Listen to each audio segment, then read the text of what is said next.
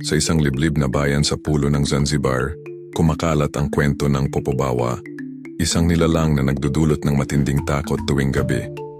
Ayon sa alamat, ang Popobawa ay isang dambuhalang nilalang na may pakpak ng paniki at pulang mga mata na nagliliwanag sa dilim. Sinasabing ito ay nagmumula sa kadiliman, pumapasok sa mga bahay ng walang paanyaya at pinipinsala ang mga natutulog sa pamamagitan ng kakaibang paraan.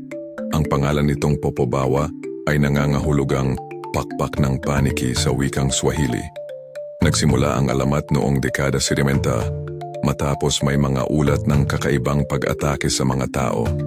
May mga sugat, takot at pagkabalisa ang mga biktima na nagdulot ng malawakang pangamba. Iba-iba ang bersyon ng kwento.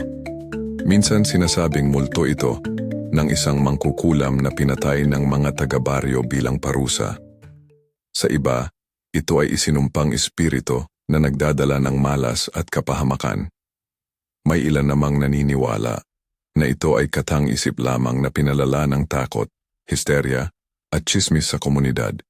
Ngunit tuwing gabi ng bagong buwan, tahimik at nagbabantay ang mga taga-Zanzibar, laging handa sa muling pagbalik ng Popobawa mula sa dilim, na patuloy na nagpapalaganap ng takot sa kanilang mga puso.